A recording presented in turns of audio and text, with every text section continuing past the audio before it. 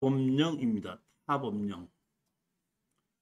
어떤 땅이든지 내가 어떤 땅을 사용하려면 규제가 있는데 국토의 계획과 이용에 관한 법률에 의해서 용도지역, 용도지구, 용도구역에 의해서 땅의 사용의 권한을 제한하고 있습니다. 그러니까 모든 땅에 제한하는 가장 기본이 국토의 계획과 이용에 관한 법률에서 나오고 시작이 되고 국토의 계획과 이용에 관한 법률에서 하는 겁니다. 그런데 타법령이라는 얘기는 국토의 계획과 이용에 관한 법률이 아닌 다른 법률에서도 땅을 규제하는 것이 있다 이런 뜻입니다. 그러면 국토의 계획과 이용에 관한 법률이 아닌 다른 법령에서 규제하는 것은 두 개가 있는데 하나는 지목에 의한 규제를 하는 것이 있고 또 하나는 내 땅 옆에 무엇이 있느냐에 따라서 규제를 하는 것이 있습니다. 제일 먼저 지목에 의한 규제부터 먼저 말씀을 드리겠습니다. 지목에 의한 특별법이 있는데 지목에 의한 특별법을 정해진 것이 임야, 농지, 공원 뭐 이런 것이 그 지목에 의한 특별법을 정된 거죠. 또 하나 있다 그러면 뭐 도로 이것도 지목에 의한 특별법인 거죠. 그러니까 지목 때문에 규제를 하는 것이 있는데 우리 지목이 전부 다 28개가 되는데 그 28개 중에서 지목에 의해서 특별법을 적용받는 게 대표적인 게 임야고 농지고 그다음에 공원이고 도로고 이런 것은 지목에 의해서 따로 규제를 받는 겁니다. 많은 분들이 착각을 해서 모든 땅이 전부 다 지목에 의해서 규제를 받는 거라고 생각하고 있는데 모든 땅이 다 규제를 받는 것이 아니고 지목에 의해서 규제를 받는 건 따로 지목에 의한 규제를 받는 게 제일 먼저 임야, 농지, 공원, 도로 이런 겁니다. 예전에 제가 우리 수강생들을 모시고 가평을 갔었거든요. 가평에 초등학교 부지가 경매로 나왔었어요. 조그마한 것이. 너무 이제 좋아서 저걸 뭘 해도 되겠다 싶어갖고 현장 답사를 같이 가자 해갖고 제가 답사 같이 가는 그 자료를 내려드리고 스타렉스를 타고 같이 갔거든요. 제일 먼저 그 초등학교에서 현장 답사를 가서 내리면서 어떤 분이 하시는 말씀이 저한테 제일 먼저 스타렉스에서 내리면서 하시는 말씀이 교수님 학교 용지를 뭐에다 쓰려고 우리를 여기까지 데리고 오셨습니까?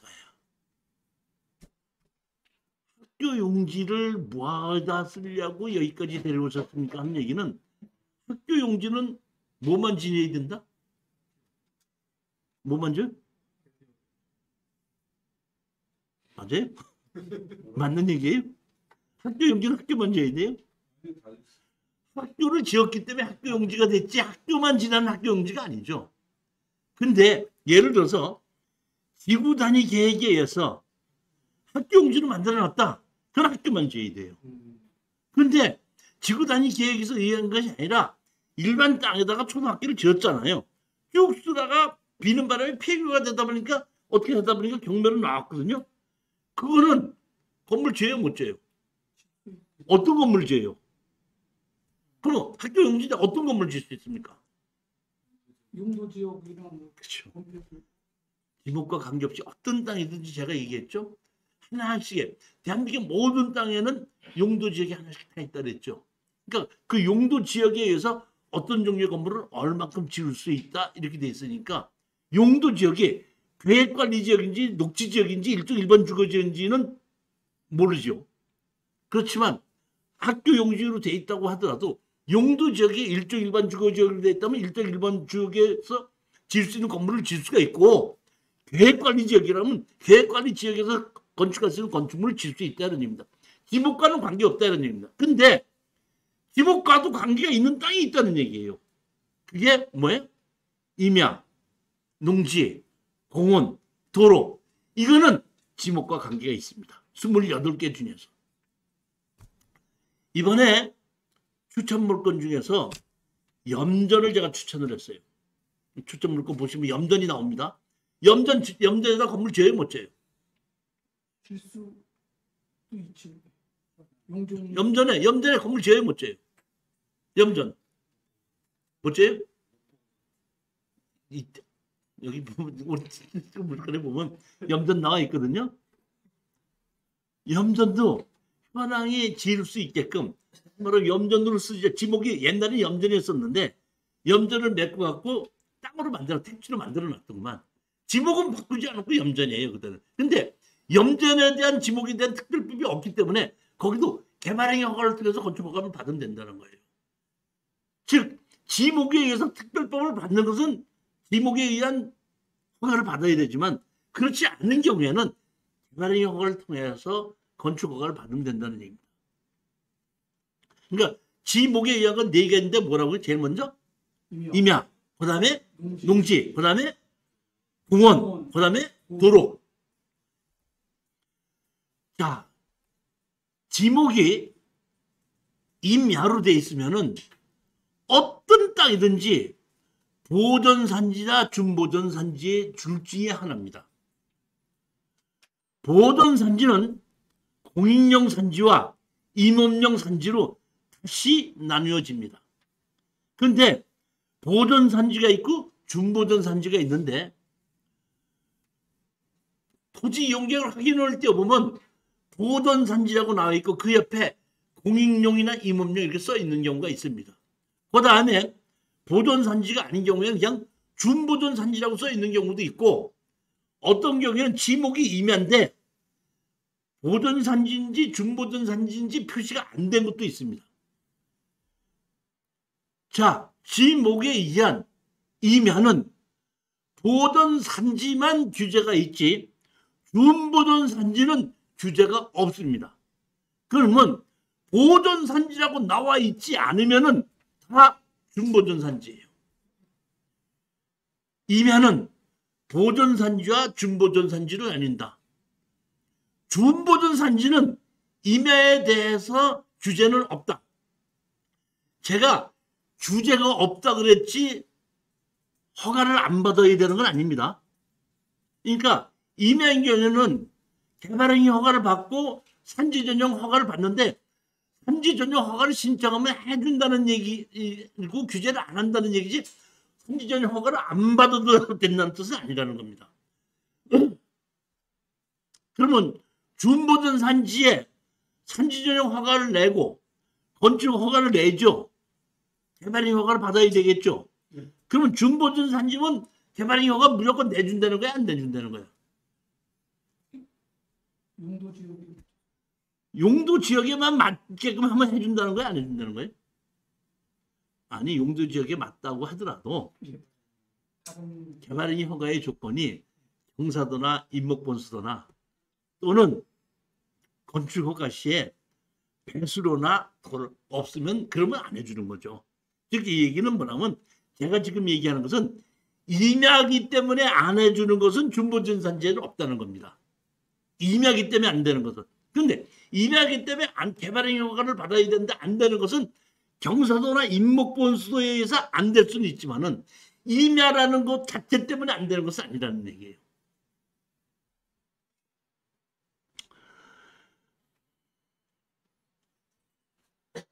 어떤 땅이든지 제일 먼저 산지 전용 허가를 받기 전에 제일 먼저 뭐부터 해야 돼요? 개발행위 허가 받아야 돼요. 그 다음에 뭘 받아요? 산지 전용 허가. 산지 전용 허가 받고 났는데 그 다음에 무슨 허가를 받아요? 건축 허가를 받는 거거든요. 그러면 우리는 개발행위 허가와 산지 전용 허가, 건축 허가를 한꺼번에 토목설계사무실에서 세 개의 허가를 한꺼번에 집어넣거든요. 한꺼번에 집어넣는데 집어넣지만 원칙적으로는 준공인 날 때는 개발행위 허가 준공 먼저 나고 산지 전용 허가 받고 준공 나고 그 다음에 뭐야? 건축 준공이 나는 겁니다. 그러니까 그런 순서가 있고 그러니까 원래는 허가를 한꺼번에 신청했지만은 준공은 각자 다 다를 수가 있다는 겁니다.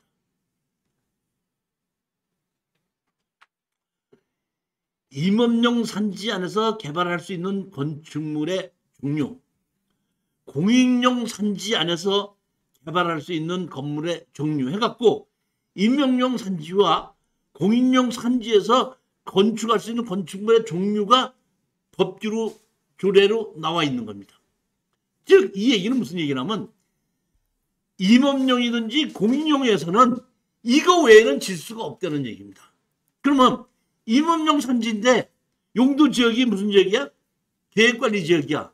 그러면 원래는 균보전 산지에서는 계획관리하는 지역 안에서 지을 수 있는 모든 건물을 다 지을 수가 있는데 임업용 산지인데 무슨 지역이야?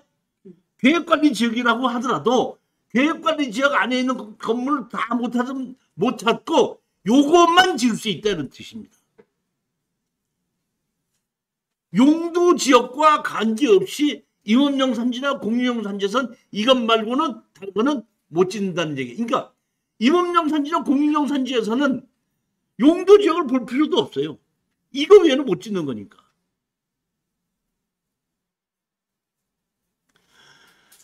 공인용 산지는 지을 수 있는 것이 농업인의 주택 정도를 지을 수 있다. 임업용 산지에서는 나무를 심고 관리하기 위한 건물만 지을 수 있고 사적인 건물은 짓기가 어렵다. 여러분에게 말씀드리자면은 내가 경매로 나온 땅이 있는데 싸게 나왔다.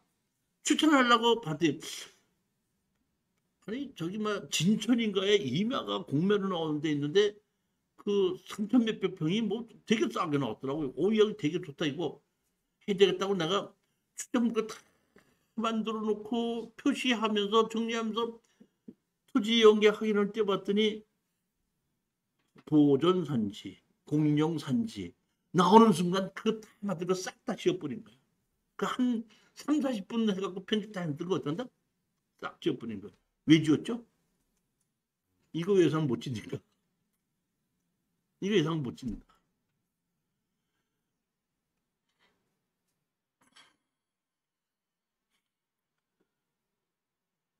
그러니까 공인용 산지에서 지을 수 있는 것은 여기 제가 얘기한 이런 농업인의 농립어업인, 농림인 이런 것도 있죠. 한 사장님 네? 이번에 공부 안 하세요? 농업인이 농림인, 있죠. 어업인, 어업인, 어업인, 농업인, 농림인, 아니 농림인은 없고요. 네. 임업인이 있죠. 임업인, 임업인. 임업인을 농림어업인이라고. 그렇죠. 농림어업인. 그러니까 임업인, 농업인, 어업인. 어업인. 예. 그러니까 농림어업인 이렇게 만들어서 그런 사람들이 집을 지을 수 있는 것은 이렇게 부지가 100평 미만에서 그러니까 농업인의 주택을 질 때는 부지가 200평인데 여기는 뭐예요? 100평에 의해서 이런 집만 지을 수 있다 이런 얘기죠. 이달 28일과 29일 날 오후 3시부터 5시, 7시, 9시 토요일 날 3시부터 5시 해가지고 3회에 걸쳐서 무료 공개 강의를 하게끔 지금 준비 중에 있습니다. 우리 수강생 여러분께서 아시는 분들이 있으면 한 번씩 와서 들어보라고 좀 추천을 좀 해주시기 바랍니다. 28일 날과 29일입니다.